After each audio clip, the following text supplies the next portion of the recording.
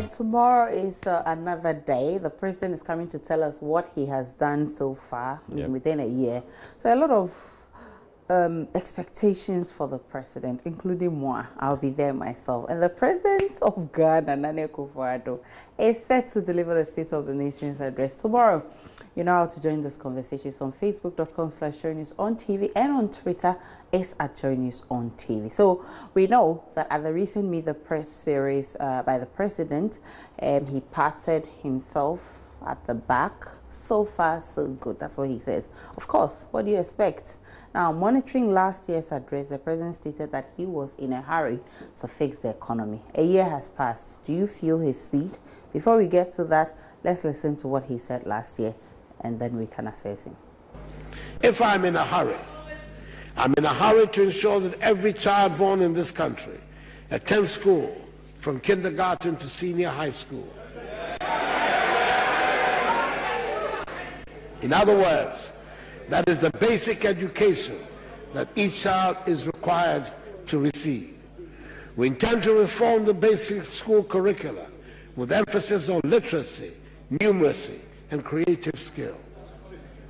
By the way, teacher trainee allowances will be restored. When the Minister of Finance comes to read the budget, we keep our promises, just as we will ensure that our sports development is hinged on the revival of school sports. The National Health Insurance Scheme remains the best option we have devised to ensure that as many people as possible have access to health care in our clinics and hospitals. So that was the president, you know, feeling good. Yes, he's in a hurry. Okay, so it's a year on, and I'm asking you, what's your assessment? Do you feel the speed? Was it 1,005 baton, 100 meters? Let's check out your messages on Facebook. Or a marathon. Beloved Sin says, I always say there's nothing this MPP and NDC can offer us as a nation again. When one is in power, the other will talk and talk. When the other also comes to power, the same thing. They're just making us look foolish as Ghanaians. And I repeat again, there is nothing they can offer us as a nation. It is time we think straight and again hand over this nation to the British, or really, since democracy till now. How many years and what at all can we boast about them until now? It's time we think straight, especially with the youth of this nation. They only come to power to loot and share. Okay, and seems to be quite popular. About 13 replies there. Reke says you're right. Abdul Rahman says your point is clear, but hand over to the white man means back to death. Bosu says hand over to the nation to who?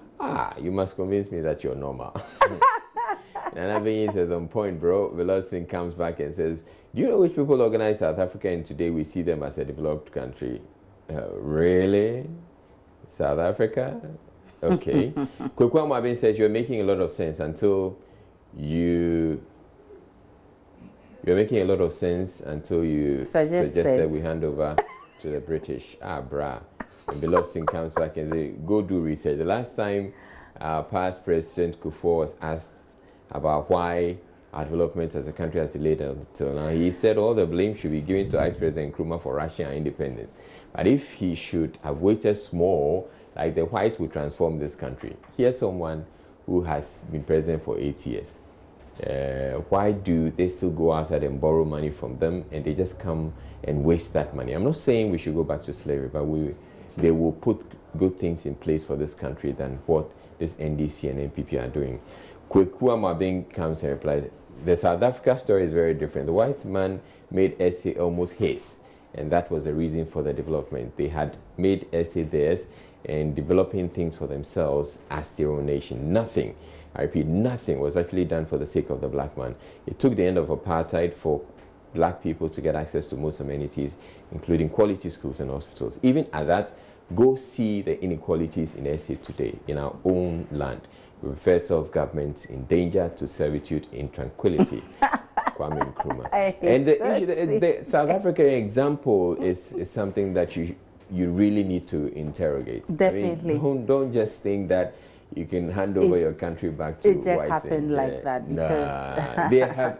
And South Africa has issues. If you're looking at the challenges they're having, a lot of issues. You know, with Jacob Zuma and all the stories that are coming out of South Africa. Then you don't even want to dream taking Ghana back. It's not a good example. Like, Ben Jim says, what has he done?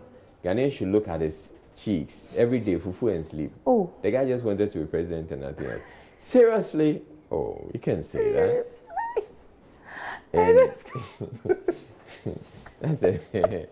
Okay. Philip, Asad says, what kind of nonsense ignorance is this? Do you know how government operates? The previous government made the country up economically and financially. Therefore, the present government will need time to put things in order. Why is it that folks are in a rush to make judgments about the present government? Folks need to learn how to be patient and respectful. Okay, we will. Abul Asani says, in fact, the mess created by the Eswal Mahama administration across all sectors were huge that Nana Akufo-Addo couldn't clear all, but has made tremendous changes in terms of managing issues. 2018 is a year of all putting in place all necessary things. Kwame Favor comes to write, so a mate from Ghana called me this afternoon to help him with £250. As he needed it for few checks concerning jobs, upkeep, etc. Well, I had no problem helping him. I asked what job he was going to apply for, and he said he was into farms to breed livestock. Okay, if we can see more of that, David. Okay, so that's where we can end with it. But it sounds like he was making an interesting point there.